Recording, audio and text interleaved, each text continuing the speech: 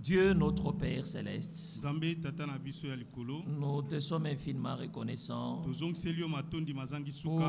ce plan merveilleux et pour tes instructions que tu nous as encore données ce matin. Seigneur, de la même manière que tu t'es révélé dans l'Ancien Testament,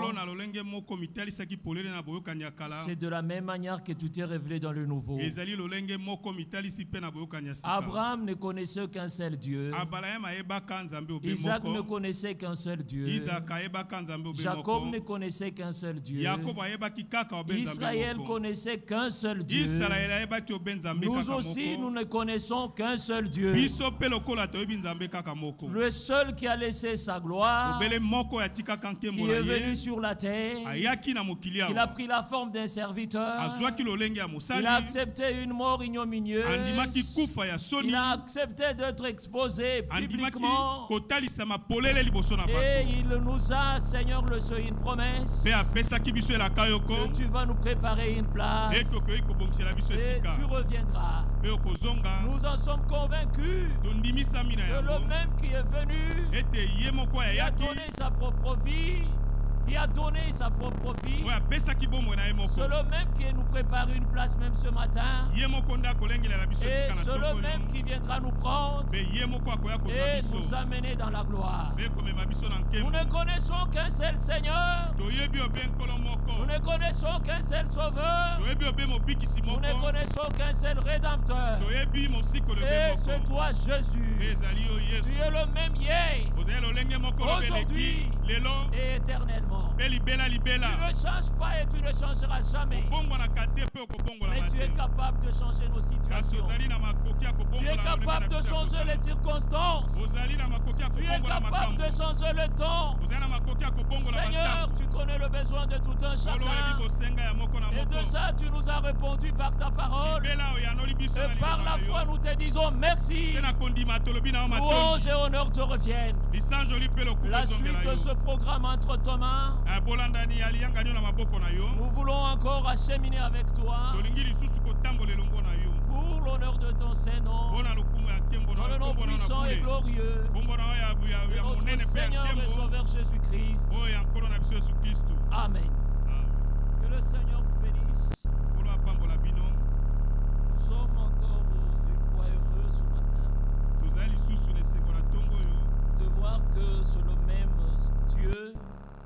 de voir que c'est le même Dieu, qui s'est révélé dans l'Ancien Testament. C'est le même Dieu qui s'est révélé encore dans le Nouveau Testament. Israël ne connaissait pas trois dieux. Nous non plus, nous ne connaissons pas trois dieux. Nous ne connaissons qu'un seul Dieu. Et bien, mes frères, c'est le même Dieu d'Abraham qui est aussi notre Dieu. C'est le même Dieu qui connaît Israël et nous aussi nous connaissons. Israël n'en avait pas deux ou trois. Nous aussi nous n'en avons pas deux ou trois. Et tout Israël, moi l'Éternel ton Dieu, je suis ton Dieu et l'unique. C'est aussi notre unique Seigneur. Nous ne le mélangerons jamais. Il demeure seul. Et à lui seul soit l'honneur et la gloire. Bien-aimés frères, beaucoup de pensées ont été prises. Mais prenons quelques-unes et essayons d'approfondir. Prenons dans 2 Corinthiens, le chapitre 2. Et puis nous prendrons aussi 1 Corinthiens au chapitre 2. Mais regardez ici, il est question de comprendre le projet que le diable a contre nous. Regardez ce qui est écrit ici. On peut commencer à partir du verset 10. Il est écrit ceci. Or, à qui vous pardonnerez, je pardonnerai aussi. Et ce que j'ai pardonné, Et si j'ai pardonné quelque chose, c'est à cause de vous et en présence de Christ. Le verset 11. Afin de ne pas laisser à Satan l'avantage sur nous, car nous n'ignorons pas ce dessein. Regardez comment la chose ou la pensée commence. Cela commence par le pardon. Et il ajoute pour dire afin de ne pas laisser Satan l'avantage sur nous, car nous n'ignorons pas ce dessein. Lequel est le dessein du diable? Le dessein du diable, c'est un dessein qui est contraire au dessein de Dieu. Pourquoi? Parce que lui-même est adversaire de Dieu. Ainsi, il ne peut pas avoir la même pensée, le même dessein qu'avec le Seigneur. Pour connaître ce que ses desseins ou son projet, ils ont un peu ce que le projet de Dieu. Nous sommes dans Jérémie au chapitre 29. Regardez ce qui est écrit. Car je connais le projet que j'ai formé sur vous. Projet de paix. Non de malheur. Ça, c'est l'ainsi du Seigneur.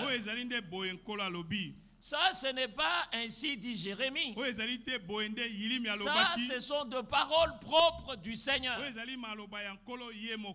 te le dit et il me le dit. Il te l'atteste et il me l'atteste. Il dit le projet que j'ai formé sur vous, c'est le projet de paix. Quel est le contraire de la paix? Mais c'est l'inimitié. Et c'est ça le projet du diable. Et c'est comme ça qu'il voudra que nous soyons toujours en inimitié, ou que nous soyons contraires ou dans le contraire du projet de Dieu qui veut la paix. Et c'est comme ça que de moment on ne se pardonne pas. On garde de conflits éternels, on garde des problèmes éternels. Et à ce moment-là, quand on ne se pardonne pas, nous laissons l'avantage maintenant au diable de dominer sur toi et sur moi. La seule manière de faire perdre l'avantage du diable, c'est nous pardonner les uns les autres. La preuve que vous avez expérimenté le pardon, vous ne l'aurez pas dans la prière, vous ne l'aurez pas dans la prophétie, mais vous l'aurez dans nos relations les uns avec les autres. Pourquoi? Parce qu'il est écrit par le Seigneur qui disait à ses disciples qu'ils sont venus lui demander, enseigne-nous comment prier. Et là, le Seigneur souligne une pensée très importante. Pardonne-nous nos offenses, comme nous pardonnons aussi ceux qui nous ont offensés. Et là, le Seigneur ajoute, si vous ne pardonnez pas aux autres leurs offenses, votre Père dans le ciel ne vous pardonnera pas non plus. Frère, vous qui ne pardonnez pas aux autres, vous prouvez que Dieu ne vous a pas pardonné. Parce que quand le Seigneur nous pardonne, on est en paix avec lui. Il pardonne, il oublie. Et il nous remet dans la relation que nous avons perdue. Alors quand nous sommes dans la relation, nous avons retrouvé notre relation perdue. Nous sommes aussi des ambassadeurs de la paix. C'est pourquoi il est dit à ceux qui ont trouvé la paix avec Dieu, recherchez la paix avec tous et la sanctification sans laquelle personne ne verra le Seigneur.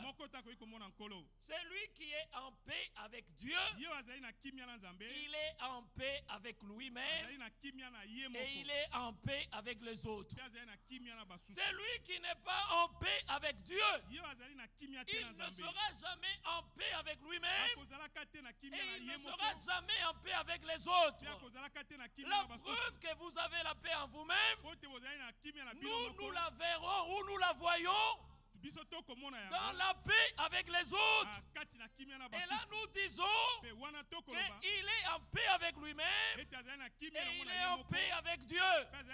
C'est lui qui n'est pas en paix avec lui-même, il ne sera pas en paix avec les autres et il ne sera jamais en paix avec Dieu. Bien, mes frères, nous devons savoir et reconnaître quels sont les sentiments qui nous animent. Les sentiments ne doivent pas être au-dessus de la parole. Mais la parole doit être au-dessus de nos sentiments. Ne faites jamais quelque chose pour être vu et loué par des gens. Et quand il y a deux frères, deux sœurs qui viennent, on communie ensemble. Nous chantons la paix, mais eux-mêmes sont incapables de se réconcilier. Regardez, frères. Ouvrons quand même une parenthèse. Le plus grand problème de la réconciliation, c'est que le sentiment des uns et des autres sont opposés. Pour que le Seigneur obtienne cette réconciliation par la croix de Golgotha, il a perdu tout ce qu'il a.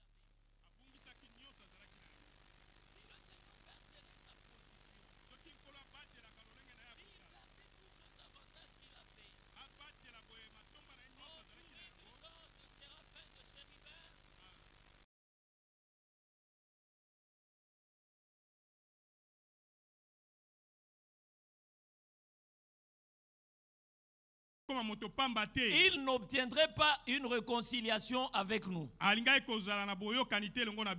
Pour l'obtenir, qu'est-ce qu'il a fait? Il a perdu tout ce qu'il a trouvé comme avantage et comme gain. Il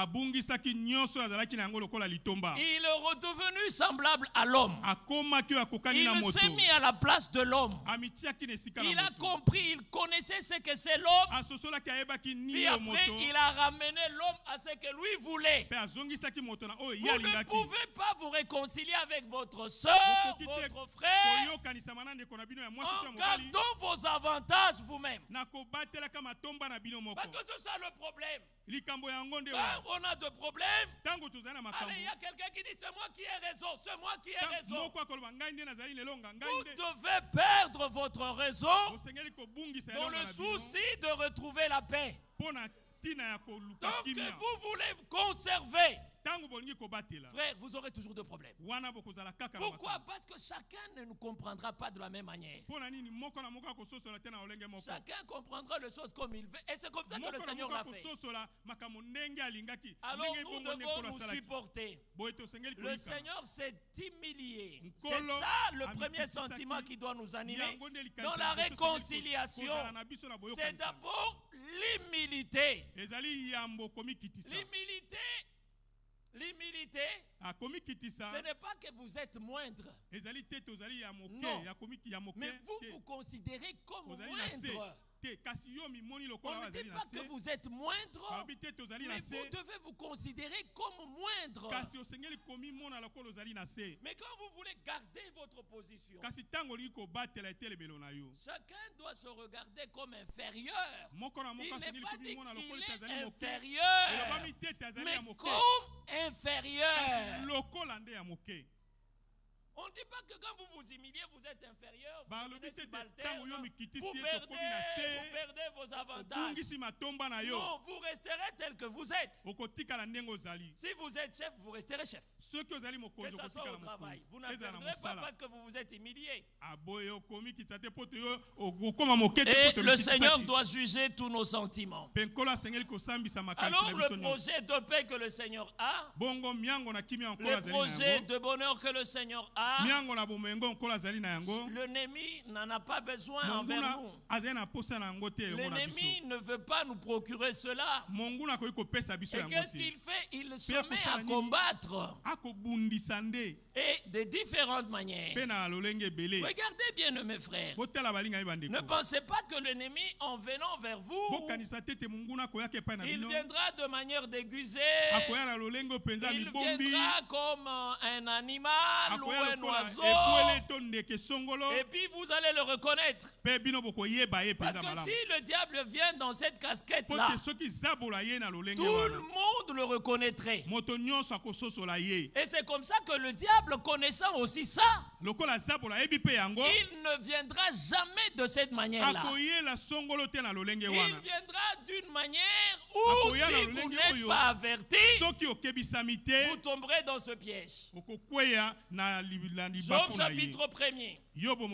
À un rassemblement qui était tenu. Merci frère. À un rassemblement que le Seigneur avait tenu. Qu'est-ce qui est arrivé? Les fils de Dieu sont venus. Lisons un peu ça.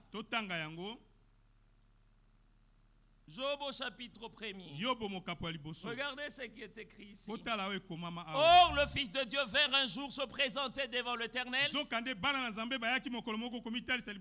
Qu'est-ce qui est arrivé? Satan est aussi venu.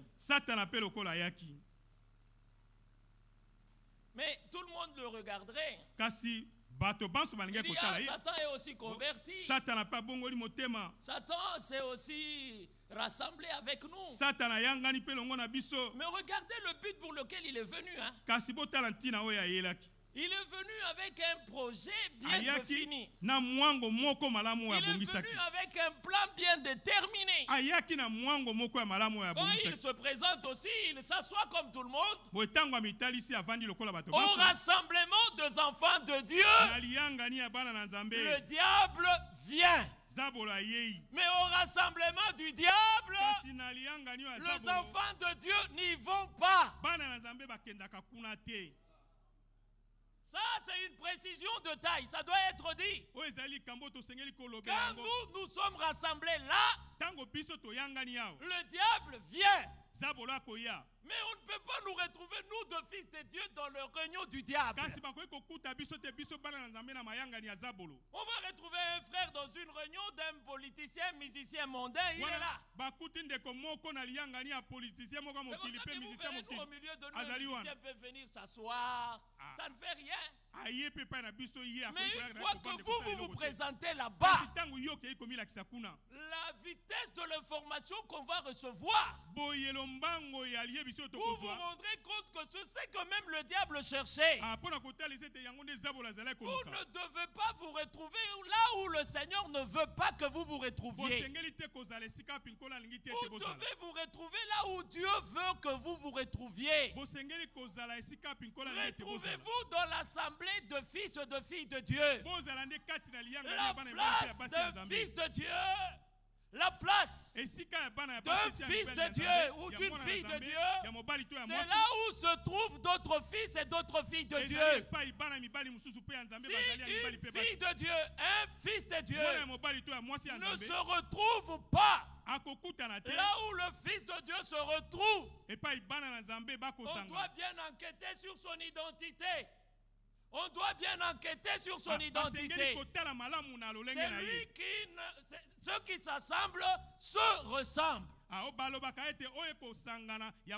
Parce que nous sommes de fils et de filles de Dieu, c'est pourquoi nous nous rassemblons. Mais maintenant, regardez, il arrive. Le Seigneur donne un témoignage pour Job. Regardez ce que le Seigneur dit. D'abord, c'est le Seigneur qui dit au Satan. D'où viens-tu? Il répondit à l'Éternel. Regardez frère, c'est clair ce passage. C'est clair ce passage. Soulignons quelque chose de très important. Soulignons quelque chose de très important. Beaucoup de prédicateurs, de faux prophètes, ils vous disent que le Seigneur m'a parlé. Le Seigneur m'a dit. Mais ici aussi le Seigneur a dit à Satan. Ici aussi le Seigneur parle à Satan. Mais le problème ce n'est pas que le Seigneur m'a dit. Le Seigneur m'a dit. C'est le contenu de ce que le Seigneur t'a dit. Le Seigneur t'a parlé, oui. Mais qu'est-ce qu'il t'a dit? À Caïn, le Seigneur a aussi parlé. N'est-ce pas vrai? Ici au diable, le Seigneur l'a parlé. Le problème c'est que qu'est-ce que le Seigneur t'a dit? Ici il lui pose la question, mais d'où viens-tu? Et regardez comment il répond. De parcourir la terre et d'y m'y promener. L'Éternel dit à Satan, as-tu remarqué mon serviteur Job? Le Seigneur donne un témoignage. Il le donne à Job. Aujourd'hui ce n'est pas à Job que nous parlons. Aujourd'hui c'est à toi et à moi. Le même témoignage qui a été donné à Job, puisse le Seigneur le rendre aussi pour toi et pour moi. Que le Seigneur reconnaisse l'intégrité de ton cœur. Que le Seigneur reconnaisse l'intégrité de ton cœur. Qu'il reconnaisse aussi l'intégrité de mon cœur. Ainsi il en donne un témoignage. Alors ici il parle au Satan. Il dit, il n'y a personne comme lui sur la terre. Satan, même quand tu as parcouru la terre là, il n'y a personne comme Job sur la terre. Des choses pareilles, Satan n'aime pas les entendre. Satan veut nous prendre en otage. C'est un homme intègre. C'est un homme droit, craignant Dieu et se détournant du mal. Que le Seigneur fasse de toi et de moi comme ça. Qu'il fasse de nous des hommes qui craignent Dieu. Qu'il fasse de nous deux femmes qui craignent Dieu, qui se détournent de mal. Regardez la réponse de Satan.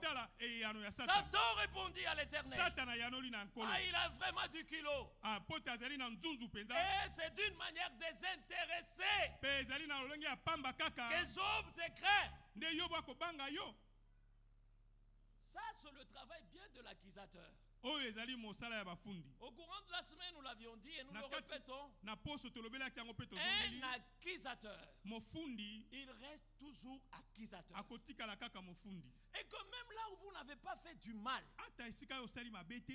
lui, parce qu'il est accusateur, il trouvera des choses à vous accuser toujours. Qu'est-ce que Job a fait? Rien du tout. Qu'est-ce que le diable a à faire avec la crainte que Job avait envers le Seigneur? Tellement qu'il il a trouvé que les témoignages de Dieu étaient vrais. Maintenant le diable va s'accrocher sur quelque chose. Et qu'est-ce qu'il s'accroche? Il dit parce que toi tu l'as béni de manière désintéressée. C'est parce que tu l'as protégé et que Job te craint. Tu as béni l'œuvre de ses mains. Et c'est pour ça que Job te craint. Et le Seigneur a prouvé au diable que même si on pouvait tout prendre,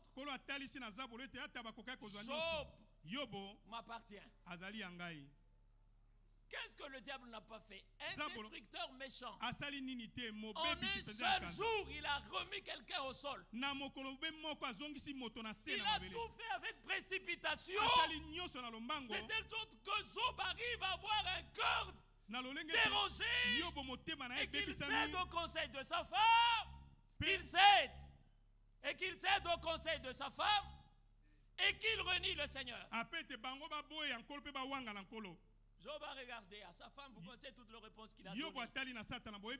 C'est de cette condition que nous devons aimer le Seigneur. Nous n'aimons pas le Seigneur parce qu'il nous a donné de biens matériels. Nous n'aimons pas le Seigneur parce qu'il nous a donné de promotion. Et nous n'aimons pas le Seigneur parce qu'il nous a donné des enfants. Peu importe la condition dans laquelle nous nous retrouvons, nous aimons le Seigneur parce qu'il nous a aimés le premier. Pas parce qu'il nous a bénis, non. Mais c'est parce qu'il nous a aimé le premier et qu'il a donné sa vie pour que toi et moi nous soyons en vie. L'homme ne vit pas de pain seulement. L'homme ne vit pas de pain seulement, mais de toute parole qui sort de la bouche de Dieu. Même si je suis dans la disette, même si je manque de vêtements, je n'aimerai que le Seigneur. Je ne servirai que le Seigneur. Je ne chanterai que le Seigneur. Je ne prêcherai que le Seigneur. Parce qu'il est tout pour moi. Job n'a pas cédé. Mais Job est resté constant dans sa foi. Et quand Jacques parle de Job, vous connaissez la suite. Il est resté constant. Il est resté persévérant. Il est resté persévérant. Mais à la fin, celui en qui il espérait, il a tout restitué. Ça, c'est ça notre espérance. Toutes les promesses de Dieu, nous l'expérimenterons avant l'enlèvement. Toutes les promesses à expérimenter avant l'enlèvement, nous l'expérimenterons avant l'enlèvement. Toutes les promesses à expérimenter pendant l'enlèvement, nous l'expérimenterons pendant l'enlèvement. Tout ce qu'il faut expérimenter dans le millénium, nous l'expérimenterons dans le millénium. Pourquoi? C'est lui qui a fait la promesse est fidèle. Il ne changera jamais. Il ne se reniera jamais. C'est un Dieu fidèle. C'est un Dieu fidèle. Sa fidélité est incomparable. Bien-aimés frères, le diable ne change pas de stratégie. Il vient toujours de la même manière. Et le diable vient au bon moment, je vous assure. Il vient qu'au bon moment. Matthieu 4. Regardez ce qui est arrivé avec le Seigneur. Il savait qu'après 40 jours, tout homme doit avoir faim. Vous pensez que le diable est venu avec autre chose? À un bon moment. Dit certainement quand il quitte le jeûne. Certainement quand il quitte le jeûne. Quand il quitte le jeûne, alors il aura certainement faim. Je n'irai pas par autre chose. Je ne viens que par là. Le diable ne vient qu'avec les Écritures. Le diable ne vient qu'avec les Écritures. Mon frère, même toi qui ne lis pas la Bible, même toi qui n'as pas la Bible, tu penses résister aux tentations du diable quand il viendra avec la parole? Lui qui était la parole faite chair. Le diable n'a pas eu peur de lui. À combien plus forte raison toi et moi? Vous ne lisez pas la parole. Un véritable chrétien, il lit sa Bible chaque jour. Et il prie chaque jour. Et il prie à tout temps. Maintenant, tu es quel véritable croyant qui ne lit pas sa Bible? Qui ne lit pas sa Bible. Il y en a d'autres qui ont même perdu la Bible dans leur maison. Tellement qu'il ne la lit plus, il ne sait pas là où ça se retrouve. Un dimanche, il commence à rechercher sa Bible. Il y a des problèmes avec sa femme. Ma Bible, je l'ai laissée ici. Qui est ce militaire qui ne saura pas là où se trouve son arme? Il dort avec ça. Même au fond de son sommeil, il peut toucher. Il sent que mon calibre 12 est là. Mais toi, tu ne connais pas là où se trouve ta Bible. Et quand on te ramène même la Bible, c'est déjà griffonné là-dessus. Frère, ça, c'est la sainte parole de Dieu. C'est la sainte parole de Dieu. Serrez-le dans votre cœur. Méditez-la jour et nuit. Et c'est pour cela que vous réussissez dans vos projets. Le diable vient. Un bon présentateur. Regardez comment il arrive. Alors Jésus fut emmené par esprit dans le désert pour être tenté par le diable. Une précision de taille, c'est que Dieu ne nous tente pas. Dieu nous met à l'épreuve. Mais c'est le diable qui nous tente. Alors regardez ici, le diable est arrivé pour faire son travail. Son bon projet pour lui. Après l'avoir gêné 40 jours et 40 nuits, il eut faim. Il eut faim. Et le tentateur est arrivé. Et lui dit, si tu es fils de Dieu. Frère, nous ne disons pas si tu es fils de Dieu. Il est fils de Dieu. Ce n'est pas une supposition. Mais le diable vient, si tu es fils de Dieu, ouvre-moi. Si tu es fils de Dieu, ordonne que ce pierre devienne de pain. Jésus répondit, il est écrit, l'homme ne vivra pas de pain seulement, mais de toute parole qui sort de la bouche de Dieu. Le diable le transporta dans la ville sainte. Regardez comment c'est écrit. Le diable le transporta dans la ville sainte et le plaça haut sur le haut du temple et lui dit, si tu es fils de Dieu, jette-toi en bas, car il est écrit, jette-toi en bas. Ce n'est pas ce qui a été écrit. Ça, le diable a ajouté. Regardez ce qui a été écrit. C'est dans Psaume 91. Regardez ce qui est écrit là. Il est écrit ceci. Car, le verset 11, il ordonnera à ses anges de te garder dans toute tes voies. Ils te porteront sur le main, de peur que ton pied ne se heurte pas contre la pierre. Mais maintenant ici le diable ajoute, jette-toi en bas, car il est écrit, il donnera des ordres à ses anges à ton sujet. Ils te porteront sur leurs mains, de peur que ton pied ne se heurte pas contre une pierre. Il a pris la parole. Il l'a déplacé seulement de son contexte. Et quelque chose qui est déplacé de son contexte, c'est devenu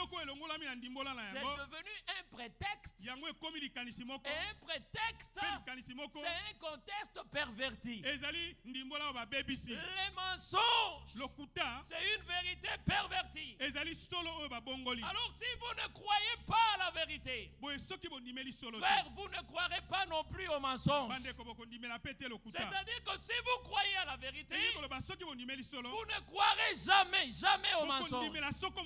Si vous ne croyez pas à la vérité, vous allez croire aux mensonges. Si nous aujourd'hui,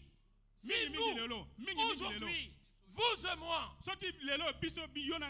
nous ne croyons pas aux mensonges, c'est parce que notre cœur avait été scellé dans la vérité. Comment elle est scellée dans la vérité? Puisque nous avons l'amour de la vérité, Dieu nous envoie l'esprit de la vérité pour nous conduire dans toute la vérité. Celui qui n'a pas l'amour de la vérité, Dieu envoie sur lui un esprit de l'égarement. Il va s'égarer davantage. Celui qui est égaré n'a aucun respect à la vérité. Il le change comme il veut. Mais nous, comme l'apôtre Paul nous disons, nous n'avons pas de force contre la vérité. Toute notre force, c'est pour la vérité. Bien-aimés frères, même si la vérité vous blesse, vous, dites la vérité. Même si ça vous blesse, vous, prêchez la vérité. Même si ça vous blesse, vous, témoignez la vérité. Ne faites jamais de compromis avec la vérité. C'est la vérité qui libère. C'est la vérité qui affranchit. Parce que, voyez frère, voyez cette partie-là, pour moi, ce n'est pas encore vécu ça. C'est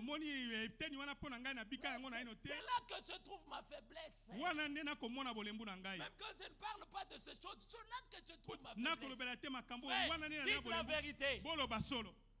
Ce n'est pas parce que vous, ça vous blesse à vous que vous devez nous prouver ou nous priver la vérité. Non, dites-nous la vérité.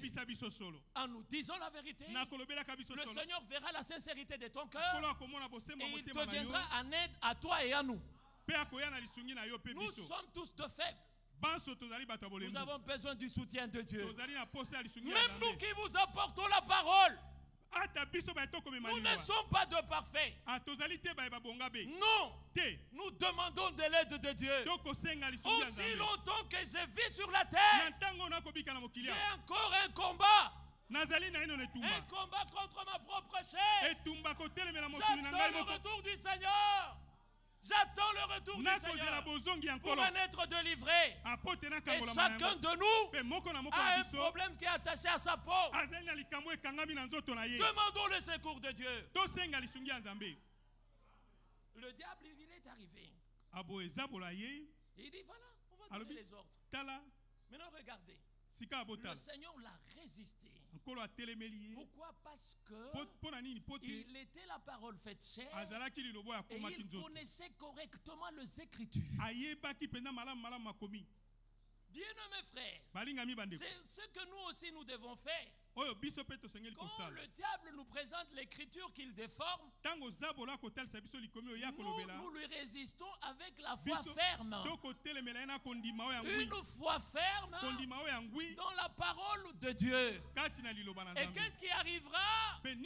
Satan fuira loin de nous. Ne tremblez pas, frère. Et c'est ce que le diable veut. Quand il vous présente, quand vous tremblez, c'est fini, il vous a eu. Et le diable ne vient que de la même manière. Regardez ce qu'il a fait avec Ève. Regardez ce qu'il a fait avec le Seigneur. Pensez-vous qu'il ne peut pas le faire avec toi? Bien-aimés frères, il n'y a que deux puissances. Il y a la puissance de Dieu et la puissance du diable. Il n'y a pas d'intermédiaire. Si tu n'es pas à Dieu, tu es au diable. Si tu n'es pas au diable, tu es à Dieu. Il n'y a pas 50% le diable, il n'y a pas 50% Dieu. Nous sommes au Seigneur. Nous sommes au Seigneur. Nous lui appartenons. Et maintenant, bien aimés frères, regardez. Si le diable l'a fait avec le Seigneur, il le fait avec toi aussi. Mais toi, tu ne tires pas attention. Qu'est-ce que le diable veut? Il t'apporte des doutes sur la parole. Il apporte le doute. Quand le diable vient, il est écrit. Il prend sa pensée, il met dedans, il mélange les deux pensées. Maintenant toi tu commences à rechercher quelle est la pensée correcte. Il y en a maintenant d'autres qui font les fico. Parce qu'ils ne connaissent plus les Écritures. Ils ne lisent plus les Écritures. Et c'est comme ça que quand le diable enlève dans le contexte, tellement qu'il peut l'acculer avec les Écritures, Tellement qu'il peut l'acculer avec les Écritures. C'est la parole. C'est la parole. Et qu'est-ce que tu fais? Tu crois maintenant au mensonge. Or, le diable sait que si vous croyez à la vérité, vous allez croire. Et si vous croirez, vous serez sauvés. Et quand vous serez sauvés, c'est lui le perdant. Alors il vient, il met le doute sur la parole. Et quand vous ne croirez pas la parole, il vous donne ses pensées, il vous éloigne loin de Dieu, et il vous a eu dans ses pièges. C'est comme ça qu'à tout moment, pour venir maintenant écouter la parole, la parole de la vérité, tu commences à réfléchir 2 fois. Frère, il n'y a pas un sentiment qui doit monter dans nos cœurs. C'est le sentiment de s'asseoir dans l'assemblée et écouter Dieu te parler. Frère, nous ne sommes pas différents des apôtres qui s'assiedent devant le Seigneur de manière physique. Nous ne sommes pas différents d'eux.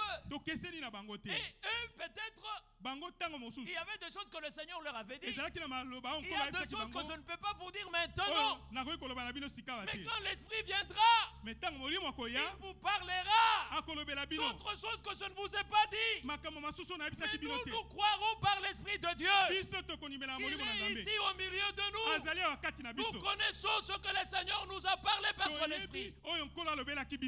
Alors comment on peut sous-estimer? Nous avons le même Dieu. Le Dieu des apôtres. C'est le même Dieu que nous avons. De la même manière qu'il parlait aux apôtres, c'est de la même manière qu'il parle à toi et à moi.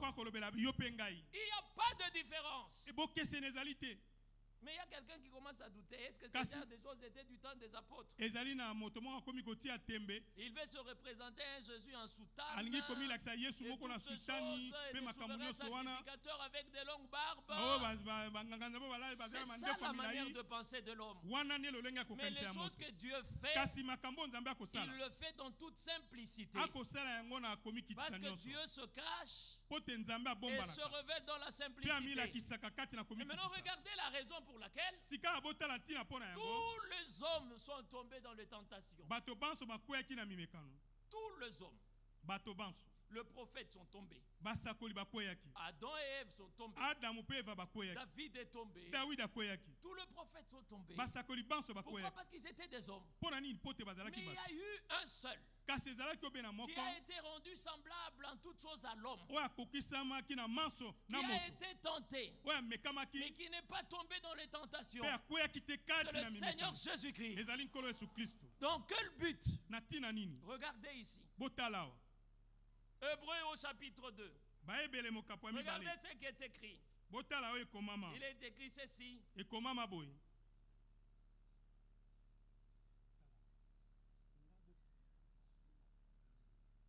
Le verset 16.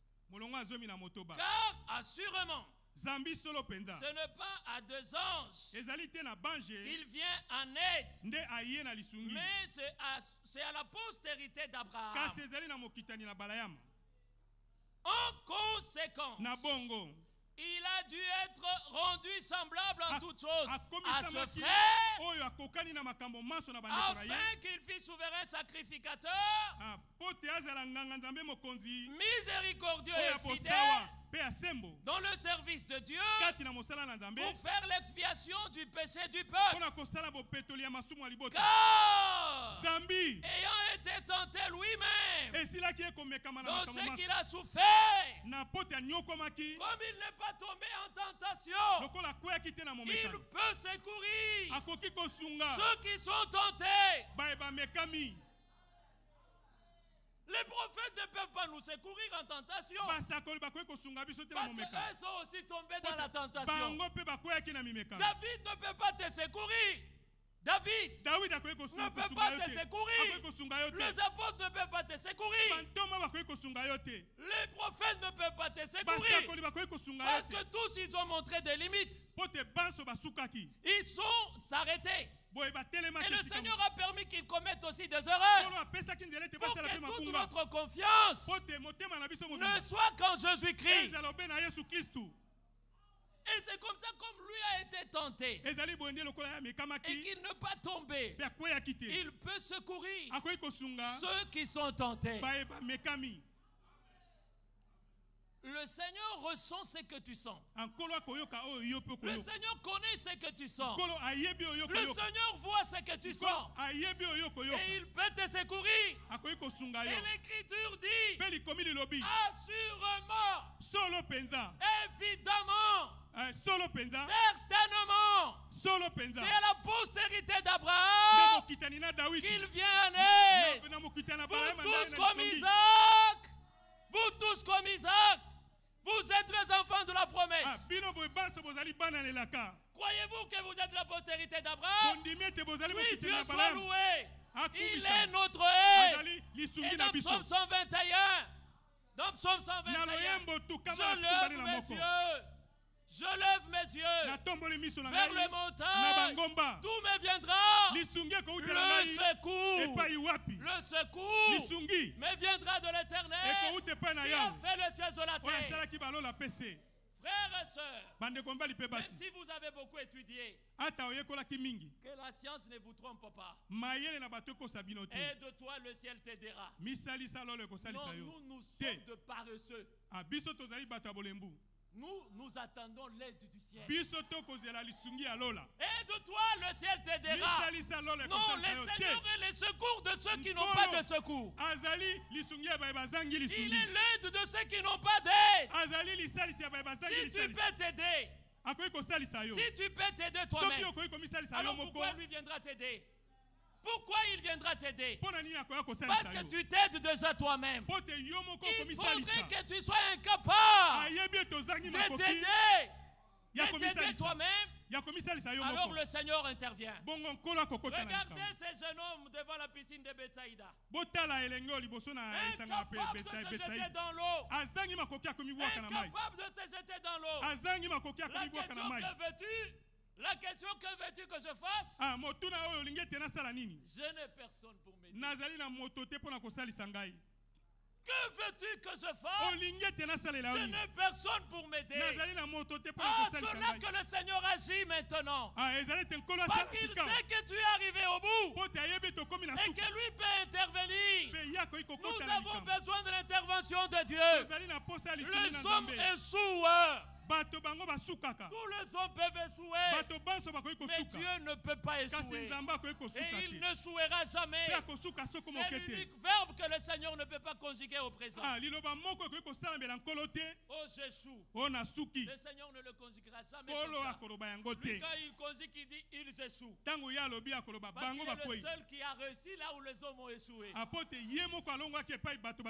ne peut pas échouer. Et il n'échouera jamais. Pour vos problèmes, il a déjà vaincu. Il a déjà vaincu. Et le diable voudra vous mettre un peu dans le doute. Et comme même quand la tentation arrive, regardez ce qui est écrit. 1 Corinthiens chapitre 10. Le verset 13. Regardez ce qui est écrit. Le Seigneur est un Dieu de paradoxe. Pendant que le diable nous tente pour nous éliminer, le Seigneur utilise la tentation pour nous créer une voie de sortie. Regardez ce qui est écrit. Aucune tentation ne vous soit survenue qui n'ait été humaine. Dieu qui est fidèle ne permettra pas que vous soyez tentés au-delà de vos forces. Même si on est tenté, mais avec la tentation, par laquelle l'ennemi sait qu'il va nous affaiblir, nous anéantir, le Seigneur le transforme en bien. Et avec la tentation, il préparera aussi le moyen d'en sortir afin que vous puissiez la supporter. Il y a des gens qui se réjouissent disant non frère, moi là je ne suis pas éprouvé. On ne m'a pas éprouvé. Je n'ai pas de épreuve. Je n'ai pas des épreuves. Oui, si tu n'as pas les épreuves, je t'ai dit. Tu n'as même pas la foi. Qu'est-ce que le Seigneur va éprouver? Le Seigneur, il éprouve la foi. Maintenant, toi, tu n'as pas la foi. Tu penses que le Seigneur viendra perdre son temps à t'éprouvant. Bien-aimés frères, ayez des épreuves, mais avec le Seigneur. Ne soyez pas sans épreuves et sans le Seigneur. Nous avons des épreuves et nous avons Dieu. Aussi longtemps qu'il est là, j'en sortirai le là. Et ma foi va rayonner. Parce que quand il éprouve la foi, il enlève tout ce qui n'est pas de lui. De sorte que la foi puisse rayonner. Supportez les épreuves. Et remerciez le Seigneur pour les épreuves. Réjouissez-vous pour les épreuves. Le Seigneur vous en tirera dedans. Quoi qu'il arrive, vous en sortirez vainqueur. Même si vous n'avez rien compris maintenant, plus tard, nous saurons le pourquoi. Plus tard, tu sauras pourquoi tu as pleuré. Plus tard, tu sauras pourquoi tu as gémi. Supporte les épreuves. Le Seigneur est en train de tailler ta foi. Et dans peu de temps, ta foi sera parfaite. Maintenant, regardez ici. Quelle est l'attitude que nous devons prendre pendant les épreuves? Quand le diable nous arrive, nous ne devons pas à tout moment pleurer, pleurnicher. Regardez dans Jacques au chapitre 1er. Le verset 12, il est écrit: heureux l'homme qui supporte patiemment la tentation. Ce n'est pas l'homme qui supporte en se plaignant, en pleurnichant. Pourquoi seulement moi? Pourquoi seulement moi? Même moi, je ne connais pas la raison. Celui qui connaît la raison, c'est celui qui fait que les choses t'arrivent. Fais-lui confiance. Il sait ce qu'il fait. Et il connaît le résultat qui t'attend. C'est un résultat glorieux. Et l'homme qui supporte patiemment la tentation, car après avoir éprouvé, il recevra. Après avoir éprouvé, qu'est-ce qu'il va avoir? Il recevra une couronne de vie que le Seigneur a promise à tous ceux qui l'aiment. Bien-aimés frères, tout concourt au bien de ceux qui aiment Dieu. Réjouissez-vous pour tout. Et regardez maintenant ce que Pierre écrit. Dans les tentations, restez toujours de chrétiens. Restez de chrétiens. Vous verrez ce que le Seigneur fait. Le verset 9, ce qui est écrit. 1 Pierre au chapitre 2.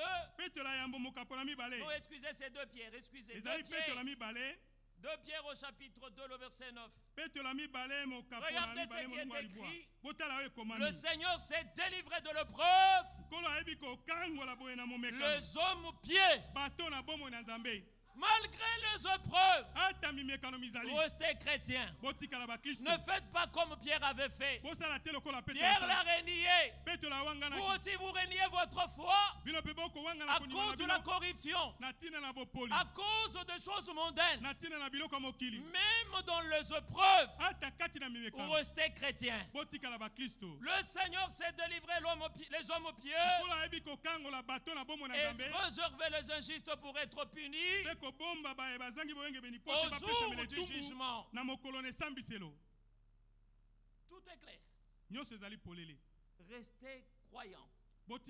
Restez croyantes. Même dans les épreuves, même dans le moment le plus difficile, le Seigneur se vous délivrer et il vous délivrera. Dans 1 Pierre au chapitre 1er, il est écrit ceci, le verset 6. 1 Pierre chapitre 1er, le verset 6. Cela ce qui fait votre joie,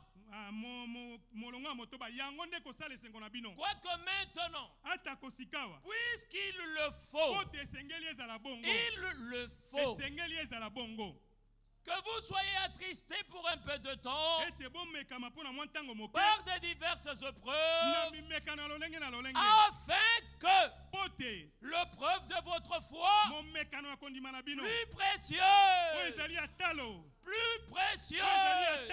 que l'or périssable, qui cependant est éprouvé par le feu, ait un résultat, la louange, la gloire et l'honneur lorsque Jésus-Christ apparaîtra.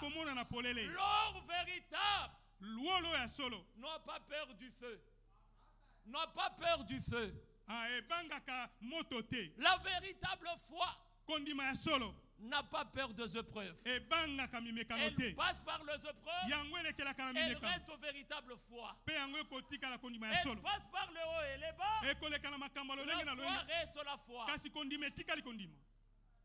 On peut lire beaucoup de passages. Mais prenons 1 Corinthiens maintenant au chapitre 1er.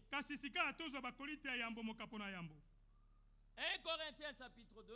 Regardez maintenant là ce qui est écrit. Le verset 7. Nous prêchons la sagesse de Dieu mystérieuse cachée de Dieu. Et que Dieu, avant le siècle, avait destiné pour notre gloire. Regardez comment le mot gloire revient là. Vous ne pouvez pas espérer la gloire sans aussi reconnaître ce que le Seigneur a fait avant d'accéder à la gloire. Il a été dépouillé, il est devenu homme. C'est le mystère qui est écrit dans 1 Timothée au chapitre 3, le verset 16. C'est le passage qui ont été lus, mais nous les relisons rapidement avant de prendre autre chose. Et sans contredit. Le mystère de la piété est grand. C'est lui qui a été manifesté en chair, justifié par l'esprit, vu par deux anges, prêché aux gentils, pris au monde, élevé dans la gloire. Cette sagesse qu'aucun de chefs de ce siècle n'a connu. Car s'ils eussent connu, ils n'auraient pas crucifié. Il n'aurait pas crucifié le Seigneur de gloire. Un mystère de la divinité. Dieu s'est fait chair et il a habité parmi nous. Regardez ce qui est écrit ici. Personne ne connaît le Père si ce n'est le Fils. Matthieu chapitre 11. Le verset, je crois, 27. Il est écrit ceci dans Matthieu 11. Le verset 27. Il dit, toutes choses m'ont été données par mon Père. Et personne ne connaît le Fils si ce n'est le Père. Personne non plus ne connaît le Père si ce n'est le Fils. Et celui à qui le Fils veut le révéler. C'est un problème de la révélation. C'est un mystère qui a été caché. Dieu les a révélés à toi et à moi. Et il pouvait le dire. Et il pouvait le dire. Je te loue, Père, de ce que tu as caché ces choses aux sages et aux orgueilleux, mais tu l'as révélé aux enfants. Ce que les théologiens n'ont pas pu connaître, avec toute leur connaissance, avec toute leur intelligence, avec tout leur diplôme de doctorat, toi qui n'as aucun diplôme, toi qui n'as aucun titre académique, Dieu te l'a révélé. Quelle grâce, quel privilège. Et c'est comme ça que la même Bible, elle est chez elle et elle est chez nous. Quand ils lisent Matthieu 28, baptisés au nom du Père, Fils et Saint-Esprit, et ils mettent les lunettes de la théologie. Ils voient trois dieux. Mais ils ont oublié de voir que le nom qui est écrit là est au singulier. Mais ils voient que le trois dieux, mais le nom qui est au singulier là, ils ne le voient pas. Et quand ils lisent Garde-le en ton nom. Le nom que tu m'as donné. Et ils voient deux personnes. Ils voient deux personnes. Et ils sont très fiers. De vous dire, il y a trois personnes en Dieu. Nous avons la révélation. Nous n'avons pas besoin de les expliquer comment ou comment, non. On n'a pas besoin de les expliquer le pourquoi et le comment. Si le Seigneur ne s'est pas révélé à eux, il sait le pourquoi. S'il se révélé à nous, il sait le pourquoi. Et nous remercions le Seigneur. Regardez Matthieu 18. Avec Abraham. Abraham n'a pas vu trois dieux. Genèse 18. Regardez ce qui est écrit là. Genèse 18. Abraham se reposant sous le chêne de Mamré. Abraham sous le chêne de Mamré.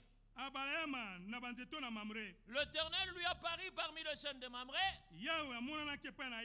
Comme il était assis à l'entrée de la tente, pendant la chaleur du jour, il leva les yeux et regarda.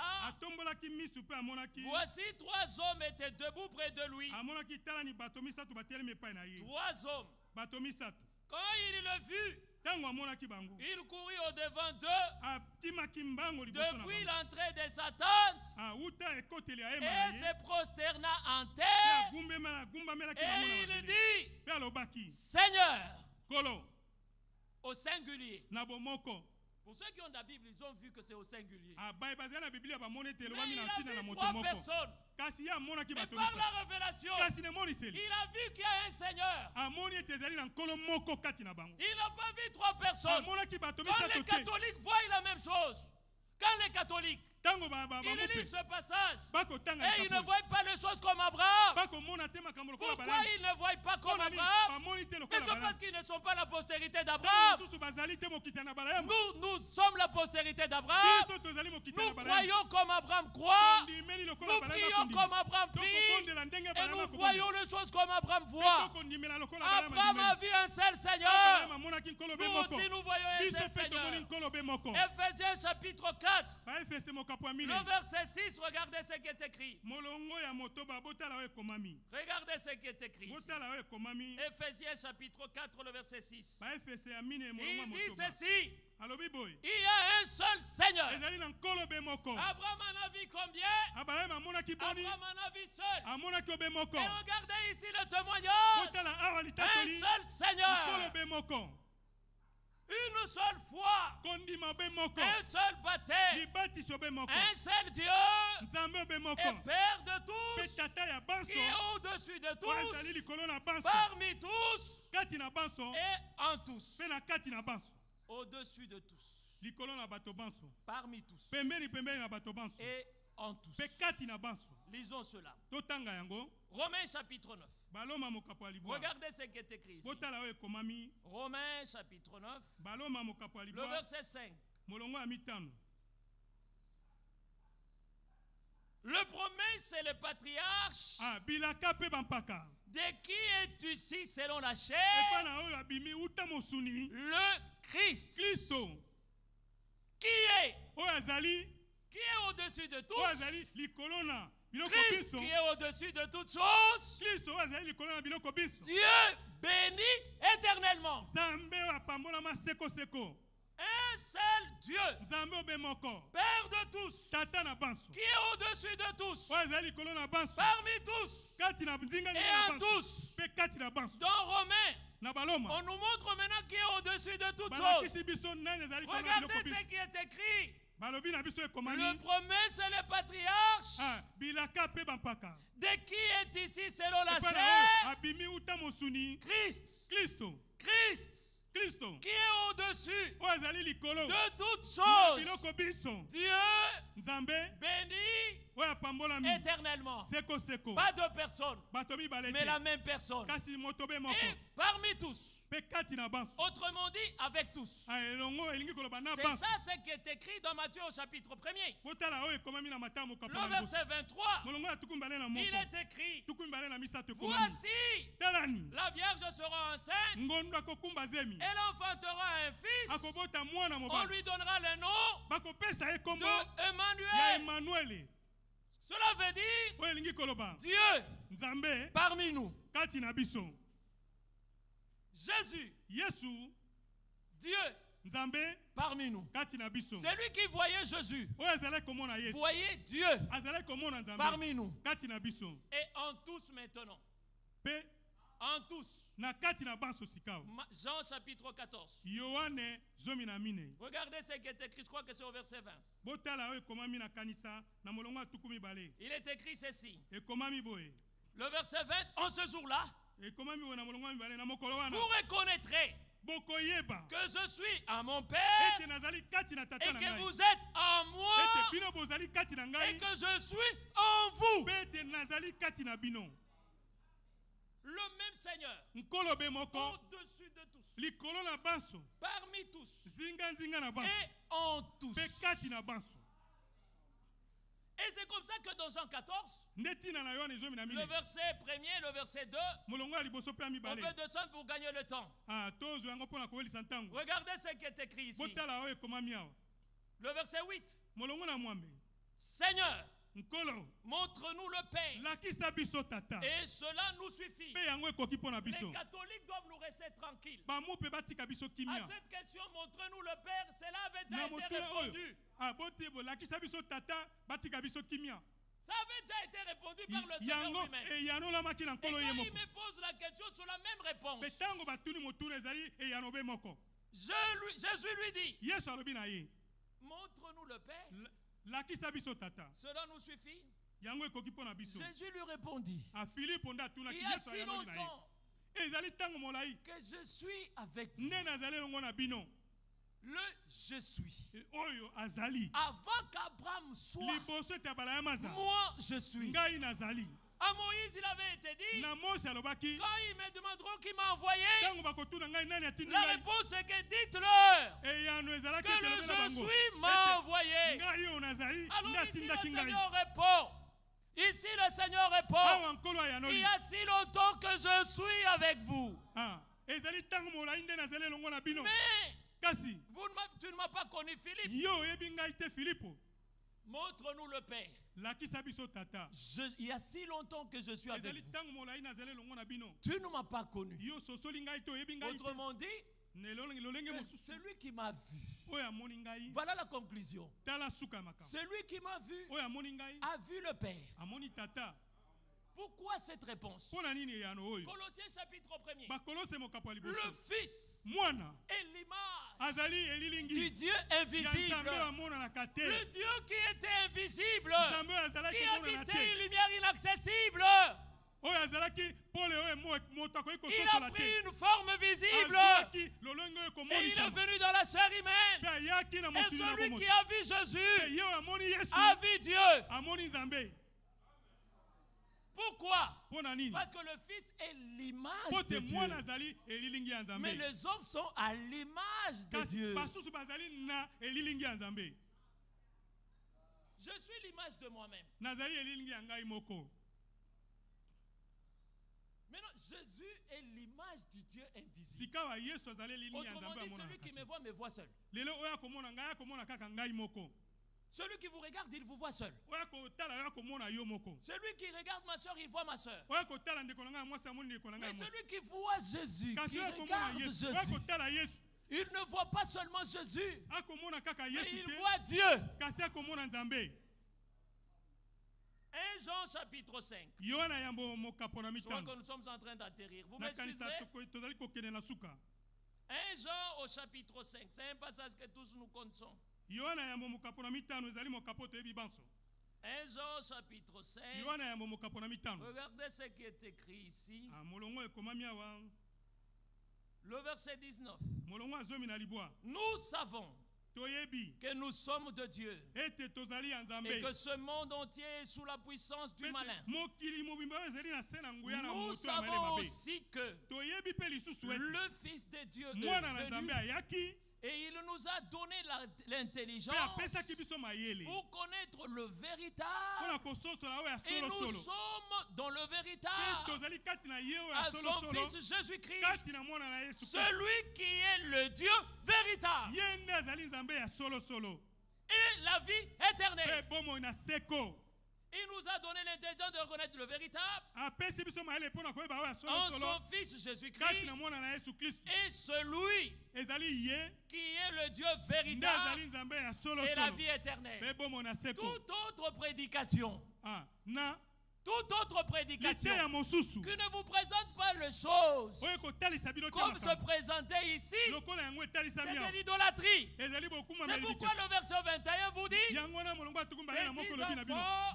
gardez-vous des idolâtres. Un idolâtre voit deux dieux, voit trois dieux. Quand il ne voit pas un seul Dieu ici,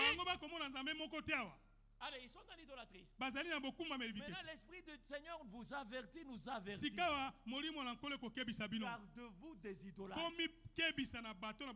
Apocalypse chapitre 22. Regardez ce qui est écrit au verset 6. Il me dit que ces paroles sont certaines et véritables. Le Seigneur, le Dieu des esprits de prophètes, a envoyé son ange pour montrer à ses serviteurs les choses qui doivent arriver bientôt. Qui est le Dieu des esprits de prophètes? Une question biblique a sa réponse biblique. Une question de la Bible, sa réponse est dans la Bible. La réponse, elle est donnée au verset 16. Moi, Jésus, qui est le Dieu des esprits de prophètes? La réponse, moi Jésus, j'ai envoyé mon ange pour vous attester ces choses. Y a-t-il deux dieux? Non,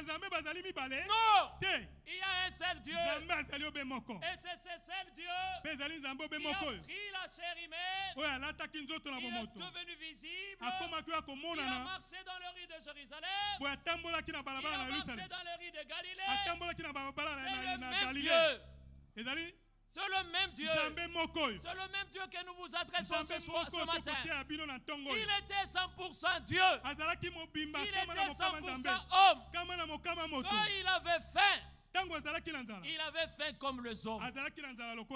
Quand il avait soif, il avait soif comme les hommes. Quand il avait sommeil, il avait sommeil comme les hommes. Mais il était Dieu.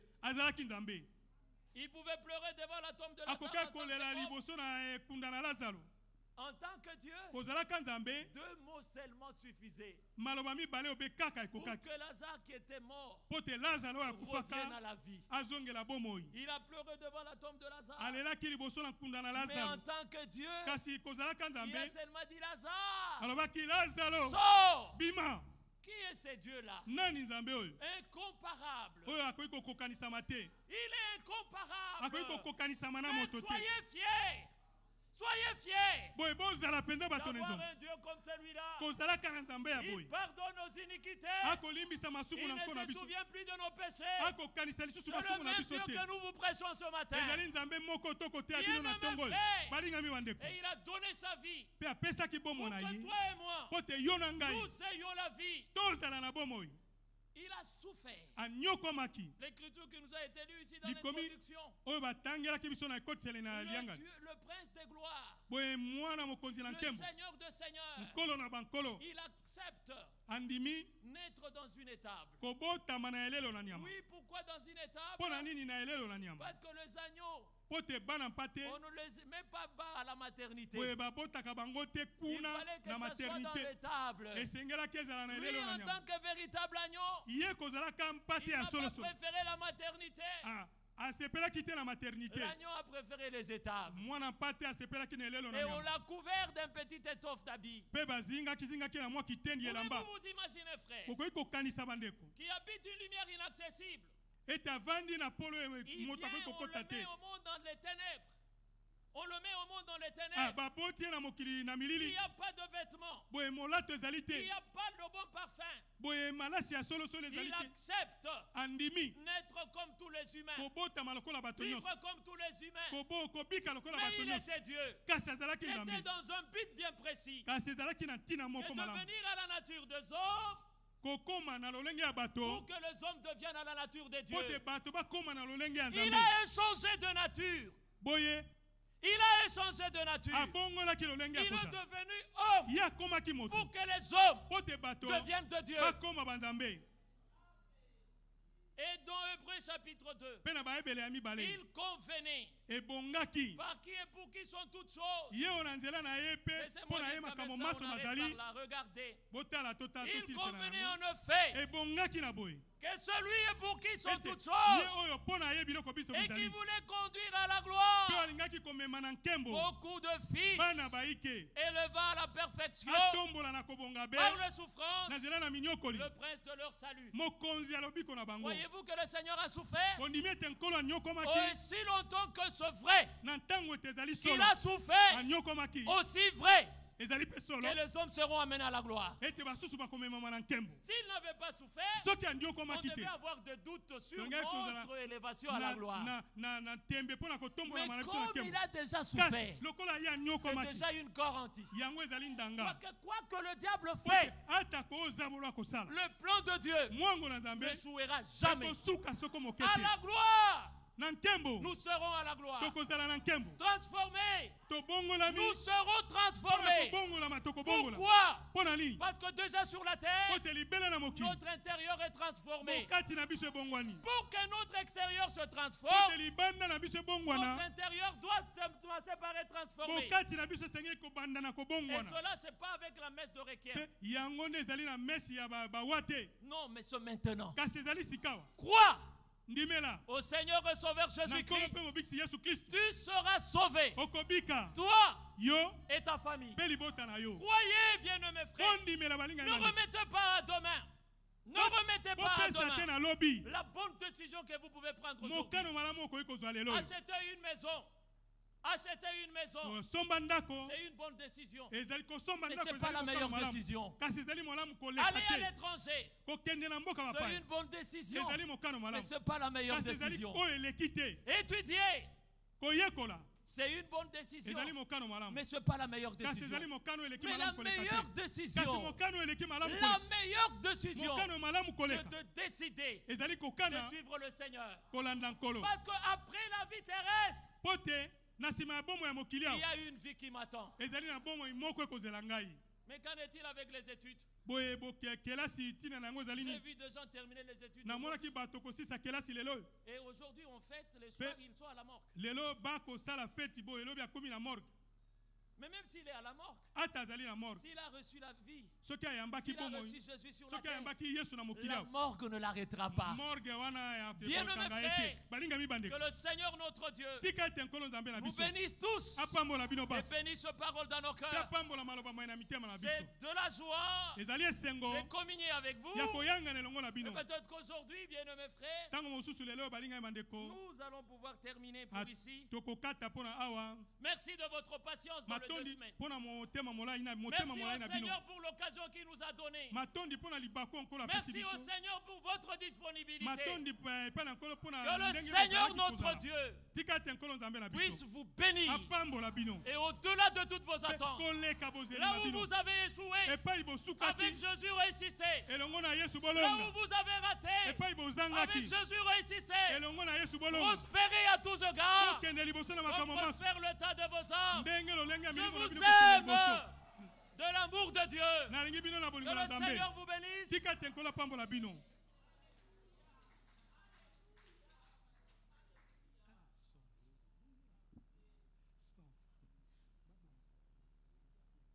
Dieu soit loué.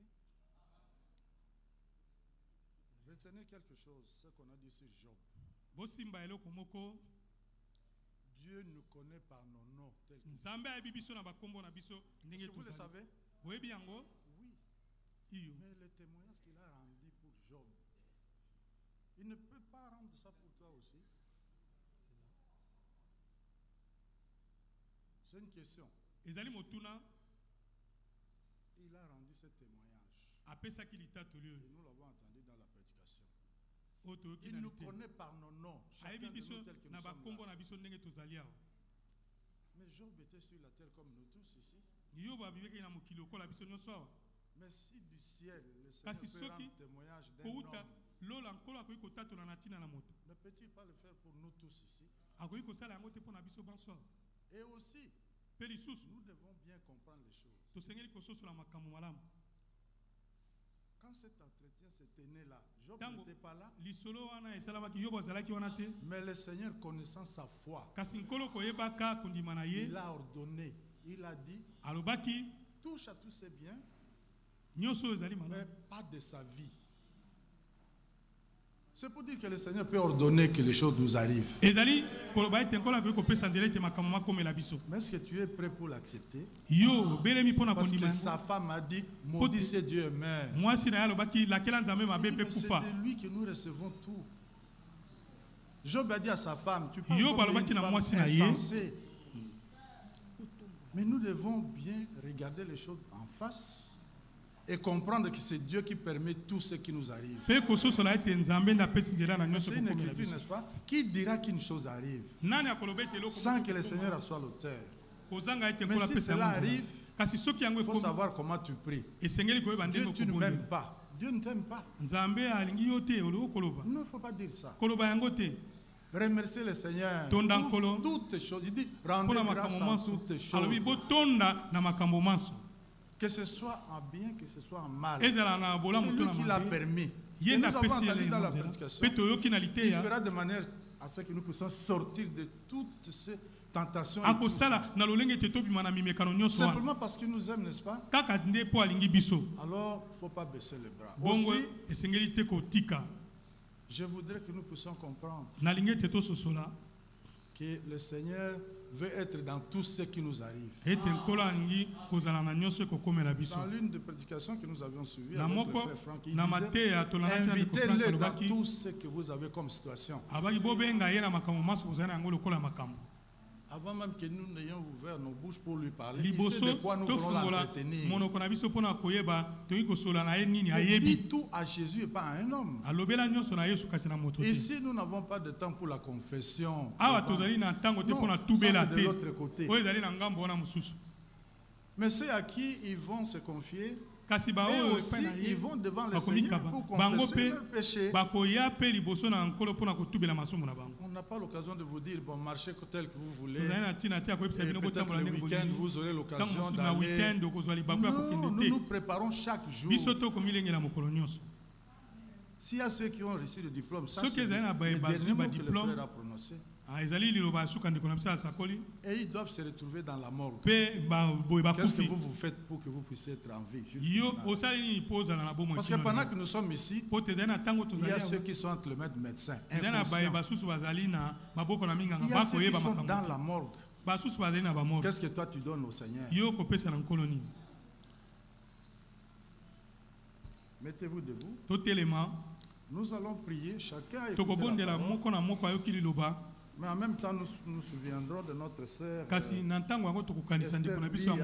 Esther Mbia, qui demande à l'église de prier pour elle.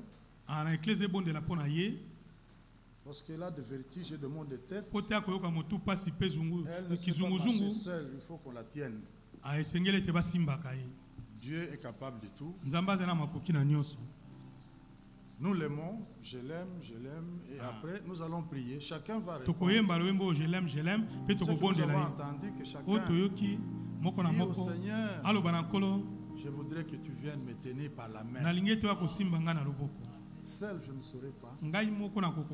Mais si tu me tiens par la main, même si mon pied peut être un obstacle, je ne vais pas tomber parce que je suis entre.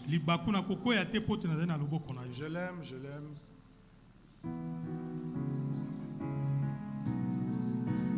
Oh oui, je l'aime.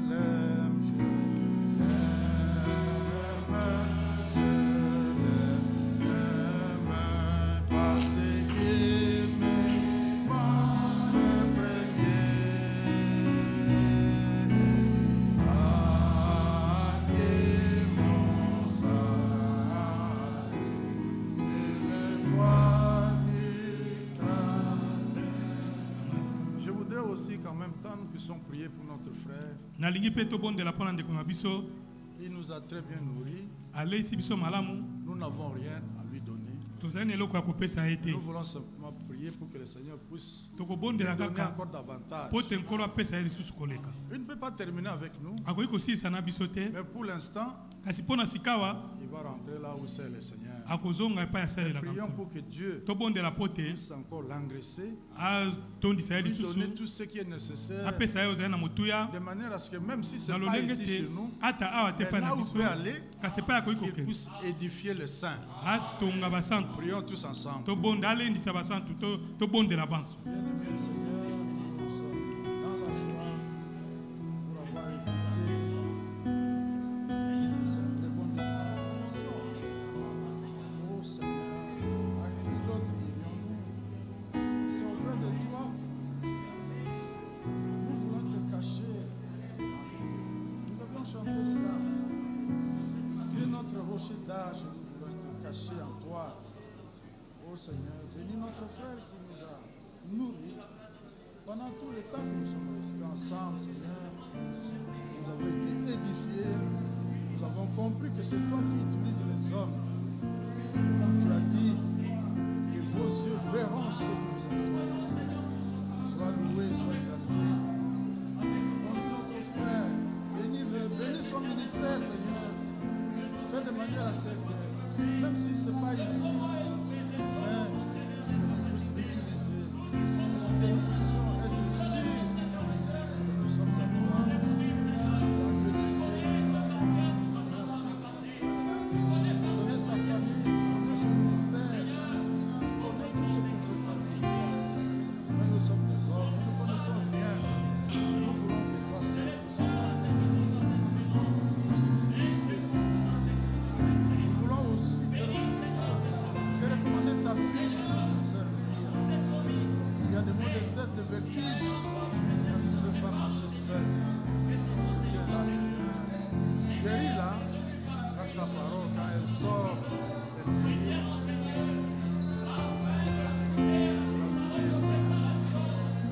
Merci. Nous sommes à toi. Et nous voulons demeurer. Soutiens chacun de nous. Soutiens cette église. Fais-nous marcher sur la voie qui est la tienne. Nous ne voulons pas regarder un homme. Nous voulons que toi seul te sauves. Oh Seigneur, merci. Merci pour ton amour. Merci. Le frère Samy, s'il est là, il peut s'avancer. Il est au-dessus. Dieu notre Père Céleste, nous te remercions pour cette bonne parole que nous venons encore d'écouter. Tu es un Dieu riche, miséricordieux et compatissant. Seigneur, tu nous as nourris pendant tout le temps que le frère était avec nous. Maintenant qu'il a terminé pour le moment, nous le recommandons à ta grâce. Donne-lui beaucoup de moments de méditation, de prière et de consécration, Seigneur, afin qu'il puisse édifier ton peuple. Toi, tu t'es toujours occupé du petit troupeau. Mais nous sommes à toi et nous sommes rassurés. Et ce que nous écoutons vient de ta parole. Merci, grand Dieu, parce que nous sommes ceux que tu as choisis et tu nous as sauvés gratuitement. Tu nous as promis le ciel et nous y serons. Parce que tout ce que tu promets, tu l'accomplis. Bientôt, nous aurons à quitter cette église, Seigneur. Déjà, nous te recommandons la semaine qui va commencer. Que tu nous bénisses tous et que ta paix demeure dans nos cœurs. Sois loué et exalté. Car c'est dans le nom suffisamment puissant de Jésus-Christ nous t'avons ainsi prié. Amen. Il y a un enfant à consacrer. Si on peut rapidement l'amener.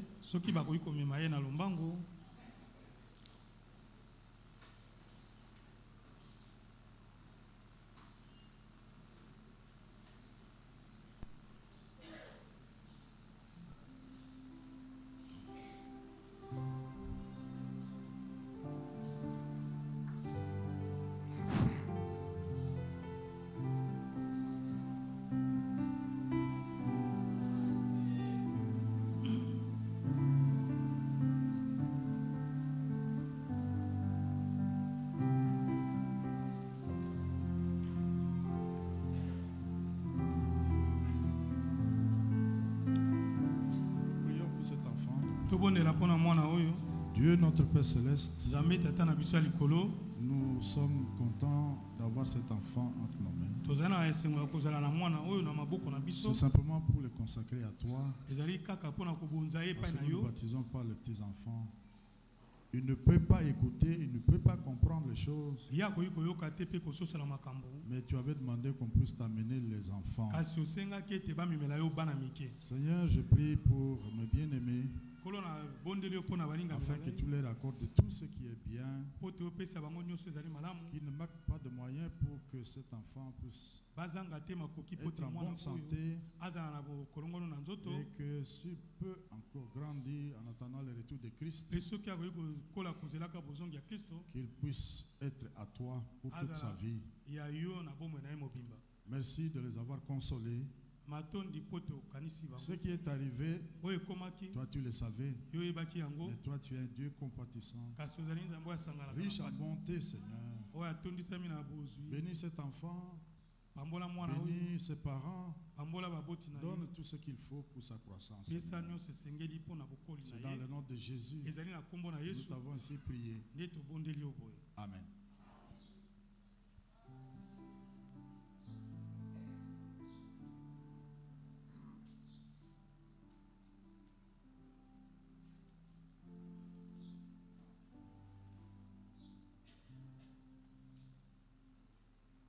Le frère Joseph était à Pompage, là où se trouve notre frère Neville. Et il m'a demandé de vous saluer au nom du Seigneur Jésus. Il y a aussi le frère Serge de Kasongolunda. Vous avez envoyé des colis. C'est bien arrivé. Et toute l'église vous remercie pour cela. Ils ont demandé aussi que nous puissions vous saluer. Mais déjà, en allant pour récupérer tout cela, ils ont eu l'occasion de tenir une campagne d'évangélisation au cours de laquelle 11 personnes se sont données au Seigneur. Ils sont baptisés, mais ils ont fait plus ou moins 2 kilomètres, 2h30 de route pour arriver là-bas où écouter la parole.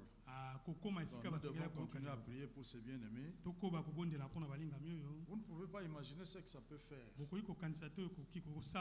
Les habits que vous ne portez pas, les chaussures, c'est des histoires importantes dans d'autres contrées. Continuez à les faire. On est là, amenez tout ce que vous n'utilisez plus. Peut-être pour vous, ça n'a plus d'importance.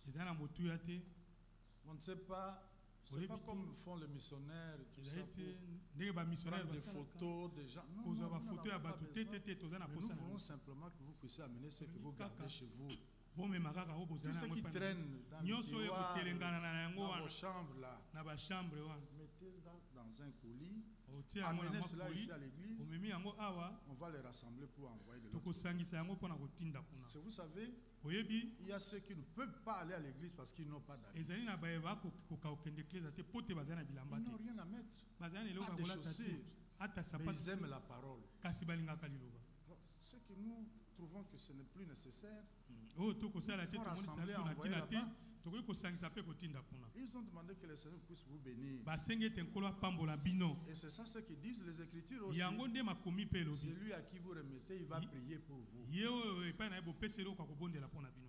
Est-ce que vous pouvez imaginer ce que le Seigneur peut faire pour vous? Mais il peut débloquer tout ce que vous avez comme situation là, simplement parce que vous avez pensé à eux, qu'ils aient l'occasion de venir à l'église écouter la parole. Que Dieu bénisse pour cela. Il y a notre sœur Marie-Claire. Et loue le Seigneur pour son anniversaire. Bon. Et elle dit, je lui demande de m'accorder une bonne santé Au nom du Seigneur Jésus-Christ. Oui. La Bible dit tout ce que vous demanderez à mon nom. Comme c'est ce que tu as demandé au Seigneur, il te l'a déjà accordé. Et Dieu soit loué pour ça. Il y a aussi notre frère Jires. Nous avions prié pour son père. Il était aux urgences, je crois. Mais écoutez ce que le frère a écrit. Je rends grâce au Seigneur Jésus-Christ pour la guérison totale qu'il a accordée à mon père. Après 2 semaines de soins intensifs, il se porte très bien. Et les médecins ont décidé qu'il ne servait plus à rien de le garder à l'hôpital. Il est présentement à la maison. Que le nom du Seigneur Jésus-Christ soit loué à jamais et qu'il bénisse tous les saints qui ont prié. Dieu écoute la prière. Parce que pourquoi est-ce qu'on devait prier? Si ce n'était pas pour ça, mais maintenant nous avons compris qu'il est en très bonne santé et déjà à la maison. Ah, mais pour tous ceux qui sont encore dans cette situation, voyez que Dieu guérit. Voilà. Il y a des frères qui nous ont suivis en ligne. C'est notre frère Paul Mwambayi depuis Kinshasa, le frère Junior Biaï depuis Kinshasa, le frère Samuel Mande depuis Kolwezi, le frère Nathan Omatutu depuis Johannesburg, en Afrique du Sud, le frère David Kasweka depuis Kinshasa, le frère Willy Baswa depuis Kinshasa, la sœur Vinette Bassele depuis Mbujimaï, la sœur Francine Koupa depuis Kinshasa, la sœur Lauriane Pemba depuis Kinshasa, la sœur Esther Mbia, pour laquelle nous venons de prier. Elle a suivi aussi la prédication. La sœur Gisèle Kadima depuis Kinshasa, la sœur Sarah Dondi depuis Kinshasa, la sœur Patricia Monga depuis Kinshasa, la sœur Annie Kayembe depuis Chikapa, le frère Israël Mouteba depuis Kinshasa et le frère David Fataki depuis Kinshasa. Que le Seigneur le bénisse aussi. Je voudrais que notre frère puisse faire chanter plus tard, parce que nous l'avons écouté dans la prédication. Nous allons comprendre des choses, même si pas maintenant, mais le Seigneur fera que nous puissions comprendre. Que Dieu bénisse, qu'il soit avec vous pendant toute la semaine. L'ennemi ne veut pas être découvert. Mais puisqu'on a parlé de ça, nous devons savoir que partout où nous marchons, il est là. Et quand il vient, c'est pour nous faire douter des choses. Mais c'est le doute qui fait de manière à ce que nous ne puissions pas posséder ce que nous demandons. Vous devez être prudent. Quand la Bible dit il rôde, ce n'est pas qu'il va nous laisser ici et rôder à la Gombe. Non, non. Partout où tu es, il ne faut pas douter de ce que tu sais, de ce que tu vois. C'est alors que le Seigneur viendra au secours. Nous ne sommes pas tous les jours ensemble, non? Mais si ça t'arrive, va à genoux. Chante les cantiques. Quelle musique qui joue chez toi à la maison? C'est la musique du monde ici. Mais observez. Vous avez il y a des cantiques ici. Vos flashs, on va vous les mettre. Si c'est la musique du monde qui joue chez vous, vous avez des enfants. Observez. C'est cet esprit-là qui va circuler dans votre vie. Mais si c'est des cantiques spirituels, regardez, tous les enfants vont chanter. Vous-même aussi. Et ça fait vous amener à la prière. Il n'y a plus de temps. Qu'est-ce que nous faisons? Qu'est-ce que nous donnons à nos enfants? Que Dieu bénisse.